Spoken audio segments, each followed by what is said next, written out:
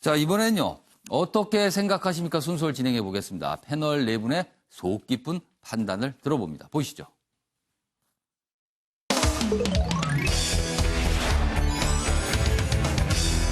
오늘 어떻게 생각하십니까? 주제는요. 이런 얘기가 나왔습니다. DJ 노무현 전 대통령 그리고 문 대통령 빼곤 독재, 극우 통치다. 이렇게 얘기를 해서 이 발언의 의미는 과연 무엇일까? 어떻게 좀 생각을 해야 될까? 그래서 저희가 좀 짚어보겠습니다. 기사가 이쪽에 있습니다. 서울신문 기사입니다. 정조 이후, 조선시대, 조선 후기입니다. 정조 이후 DJ, 문 대통령 12년 빼면 우리나라는 일제, 독재, 극우 세력이 통치하고 있는 거다. 통치했다. 이해찬 더불어민주당 대표가 노무현 전 대통령 10주기 학술회의에서 축사를 하면서 이런 얘기를 했습니다. 지금이 분단 70년 마감할 유일한 기회다. 이런 얘기를 했는데 여기 보시면 이렇습니다. 어제입니다. 연세대 김대중 도서관에서 열린 행사입니다. 여기 학술회의 축사를 했는데요. 이런 얘기를 하면서 그래서 나라가 굉장히 기울어져 있는 운동장이 기울어진 것이 아니라 평화 민주 세력이 벼랑 끝에 겨우 손만 잡고 있는 형상이다. 이렇게 또 평가를 했고요. 또 여기 있습니다. 이제 겨우 우리가 재집권했는데 이 기회를 절대로 놓쳐서는 안 된다는 생각이 강하다. 이렇게 얘기를 했습니다. 자, 이 내용을 좀 어떻게 생각을 해야 될지 네 분 의견 들어보겠습니다. 먼저 윤경호 위원께서는 어떻게 생각하십니까? 예, 이 진영 나누기나 예. 또는 네 편, 내 편 가르는 거 사실 이거 좀 이제 제발 그만했으면 좋겠다 저는 이 의견인데요. 예. 이해찬 대표가 당의 행사, 더불어민주당의 절대적인 지지 세력들만이 모여 있는 곳에서 저런 얘기를 했다면 그건 뭐 자기들끼리 편끼리 한번 잘해봅시다. 뭐 이런 차원에서 할 수 있는 얘기일 텐데요. 말씀하셨듯이 김대중 노무현 대통령 서거 10주기라는 학술회의 장소에서였다고 그러잖아요. 학술회의 장소라면은 다른 일반 대중들도 있었을 거고요. 또 생각이 좀 다른 학자들도 분명히 있었을 거예요. 그럴 수 있죠. 예. 그런 자리에서 정확히 편을 나눠서 이러이러한 세력만 내 편이고 나머지는 오히려 더 반감을 가져오게 하는 이런 식의 정치는 사실 외연을 확장하는 데는 한계가 있는 거죠. 저는 뭐 이해찬 대표가 무슨 뭐 20년 집권론, 100년 집권론 이런 얘기 하는 거는 자기들 당 사람들끼리 모여서 할 수 있는 얘기라고 봅니다. 그러나 그게 국민을 향해서는 자칫 잘못하면 오만으로 비춰지기 십상이고요. 오히려 역풍을 맞을 수도 있는 거거든요.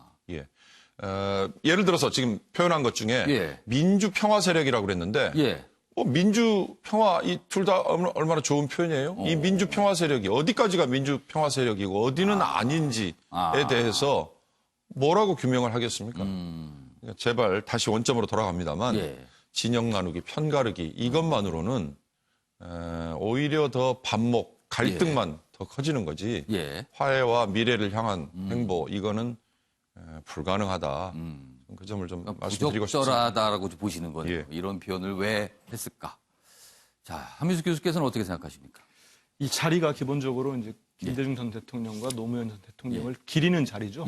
물론 학술대회니까 일반인도 가서 참석할 수 있겠습니다만은 기본 출발이 토대가 이 두 대통령의 업적을 기르기 때문에 여기에 대해서 이 두 대통령을 배출한 민주당 당대표로서는 이 두 분들을 좀 더 이렇게 띄우고 어떤 평가하고 하는 거를 뭐 전 잘못됐다고 생각하지는 않습니다.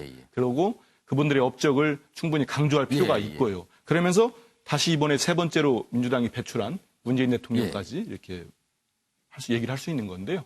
근데 이제 저도 이 얘기 딱 듣고 그럼 정조 이후에 우리 왕들은 누가 있었나 한번 보니까 뭐 순조, 철종, 고종 뭐 다 있어요. 근데 개인적으로는 저는 별로 이분들의 업적이 없다고 생각을 합니다. 왜냐하면 나라가 결국은 망국의 길로 갔으니까요. 근데 이제 광복 이후에 뭐 이승만 대통령이나 박정희 대통령이나 있는데 이분들에 대해서는 현재 평가가 갈리고 있습니다. 갈리죠. 왜냐하면 지지하는 분들도 예. 있고 아주 극하게 갈리고 있죠. 반대하는 분들이 있기 때문에 두 전직 대통령을 기리면서 예. 하면서도 우리 이 대표께서 이 부분에 있어서 좀 더 고려를 했다면은 표현에 있어서만은 조금 더 이렇게 순화된 표현을 썼을 수 않은가 그런 생각이 듭니다.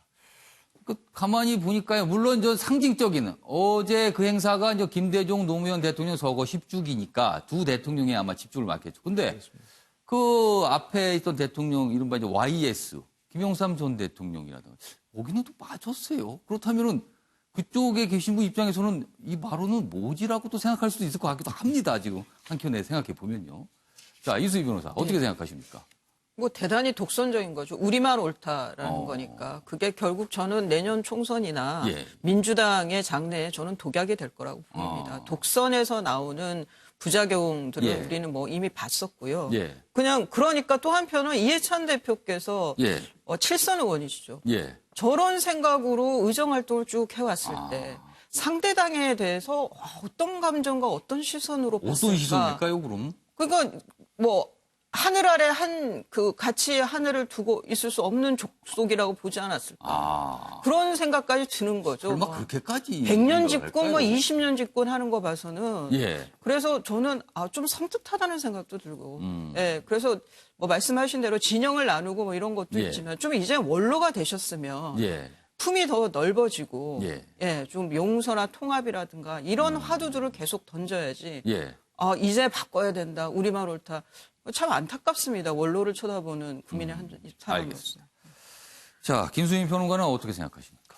네, 만약에 이해찬 대표가 우리나라에서 일제, 독재 극우 세력이 비주류였던 적이 없다. 단 하루도 없다.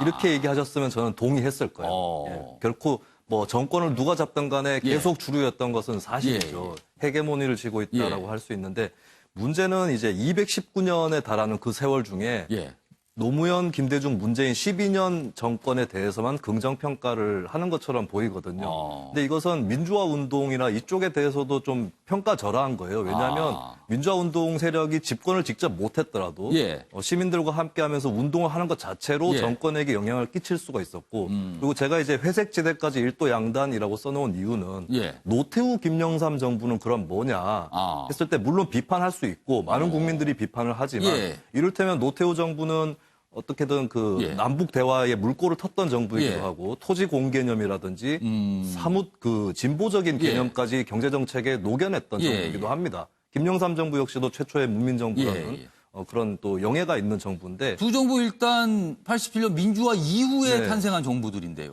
어떻게 보면 노태우, 김영삼 정부는 전두환 정부에 비해서 김대중, 노무현 정부에 더 가깝다고도 볼 수 있거든요. 그렇기 때문에 역사에는 스펙트럼이 있습니다. 근데 그 스펙트럼 어딘가에 지점을 잡고 칼을 들이대서 일도양단하는 이 시도는 사실은 민주화 운동 스스로에게도 좋은 일은 아니다. 민주화 운동 스스로의 가치를 폄하하는 것이다라고 생각이 들고 이분법적인 그 구조를 오히려 뛰어넘어야 민주당의 20년 집권이라는 것도 가능해질 것이다라는 조언을 좀 덧붙여드리고 싶습니다. 오늘 네 분의 말씀에 뭐 약간씩 결은 다릅니다만 전체적으로는 조금 굳이 저런 말을 왜 했을까라는 부분 아쉬움들 좀 표해 주셨네요. 알겠습니다.